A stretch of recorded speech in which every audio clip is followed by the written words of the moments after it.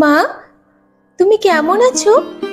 আমার পোষা বিড়াল খঞ্চু, সে কেমন আছে? সে রাত্রিরে কার পাশে শোয়? দুপুরে যেন আলী সাহেবদের বাগানে না যায়। মা, ঝিঙে মাছায় ফুল এসেছে। তুলিকে আমার ডুরে শাড়িটা পরতে বলো, আঁচলের ফেঁসোটা যেন সেলাই করে নেয়। তুলিকে কত মেরেছি, আর কোনো দিন মারবো না। আমি ভালো আছি, আমার জন্য চিন্তা করো না। মা, তোমাদের ঘরের চালে নতুন খড় দিয়েছো? এবারে বৃষ্টি হয়েছে খুব। তরফদার বাবুদের পুকুরটা কি ভেসে গেছে? কালো ফুলুরা মাছ পেয়েছে কিছু? একবার মেঘের ডাক শুনে কই মাছ উঠে এসেছিল ডাঙায়। আমি আম গাছ তলায় দুটো কই মাছ ধরেছিলাম। তোমার মনে আছে মা? মনে আছে আলী সাহেবের বাগানে সেই নারকোল? চুরি করে আনিনি, মাটিতে পড়েছিল, কেউ দেখেনি। নারকোল বড়ার সে স্বাদ এখনো মুখে লেগে আছে। আলী সাহেবের ভাই মিজান আমাকে খুব আদর করত। বাবা একদিন দেখতে পেয়ে চেলা কাঠ দিয়ে পিটিয়েছিল আমাকে। আমার কি দোষ? কেউ আদর করলে আমি না বলতে পারি? আমার পিঠে এখনো সে দাগ আছে। আলী সাহেবদের বাগানে আর কোনো দিন যাইনি। আমি আর কোনো বাগানেই যাই না। সেই দাগটায় হাত বুলিয়ে বাবার কথা মনে পড়ে। বাবার জন্য আমার খুব কষ্ট হয়।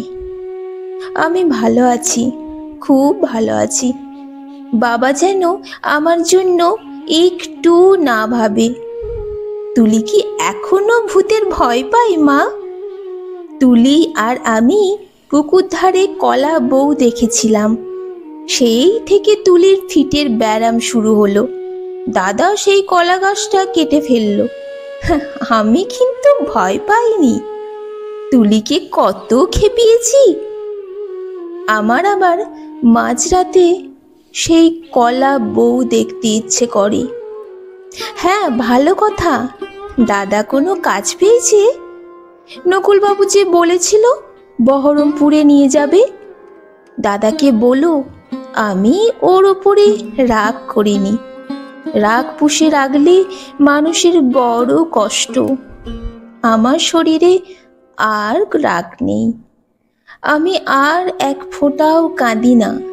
মা, আমি রোজ দোকানের খাবারও খাই, পটল ভাজাও খাই। হোটেলে কিন্তু কখনো শাক রান্না হয় না। পুকুর পাড় থেকে তুলি আর আমি তুলে আনতাম কলমি শাক। কি ভালো, কি ভালো! বিনা পয়সায় কোনোদিন আর কলমি শাক আমার ভাগ্যে জুটবে না। জোর হাওয়া দিলে তাল গাছের পাতা সরসর করে, ঠিক বৃষ্টির মতো শব্দ হয়। এই ভাদ্র মাসে তাল পাকি, ডিপ ডিপ করে তাল পড়ে। বাড়ির তাল গাছ দুটো আছে তো। কালু তালের বড়া বড় ভালোবাসে। একদিন বানিয়ে দিও। তেলের খুব দাম জানি, তবু একদিন দিও। আমাকে বিক্রি করে দিয়ে ৬,০০০ টাকা পেয়েছিলে।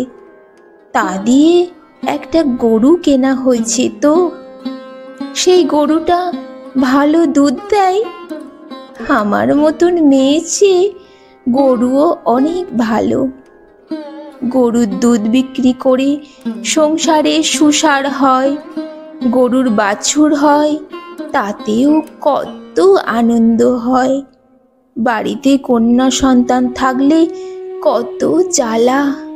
দুবেলা ভাত দাও রে, শাড়ি দাও রে, বিয়ে জোগাড় করো রে।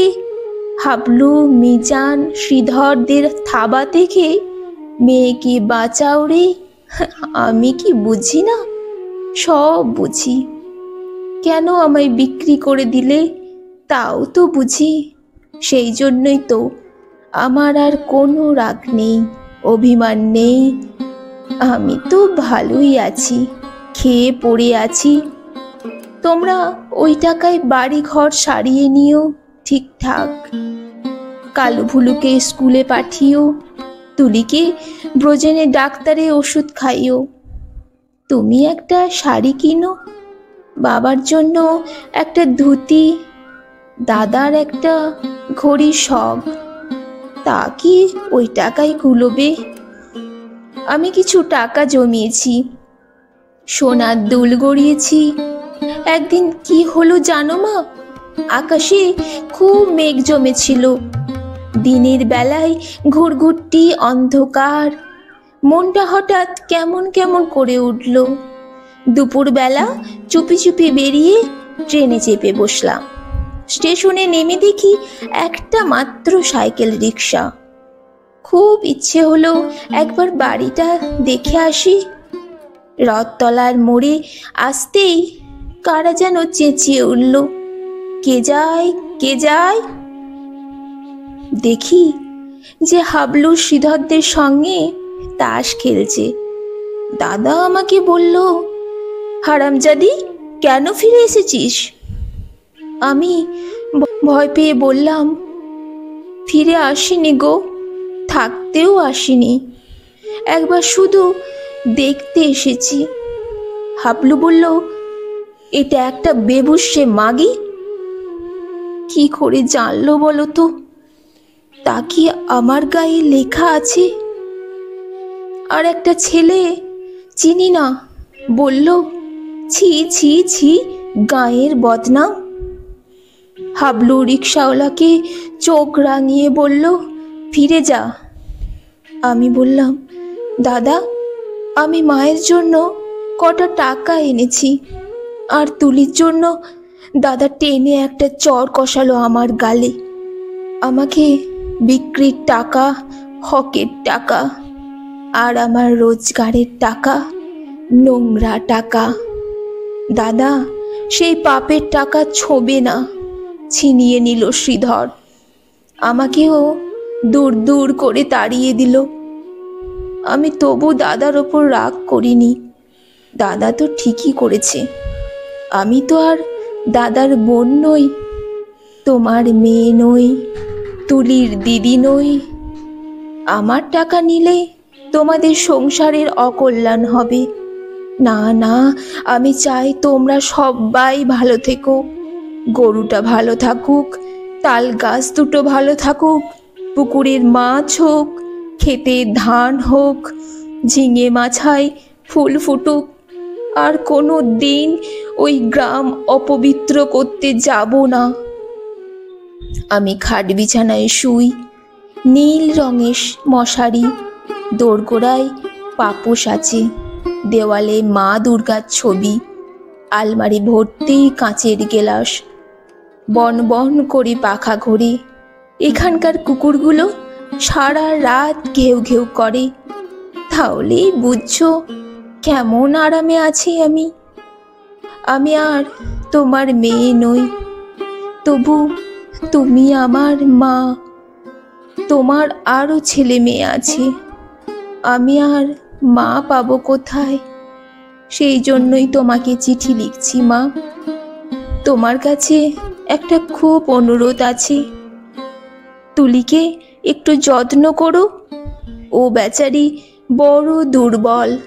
যতই অভাব হোক, তবু তুলিকে তোমরা, তোমার পায়ে পড়ি মা, তুমি বাবাকে বুঝিয়ে বলো, তুলিকেও যেন আমার মতন আরামের জীবনে না পাঠায়।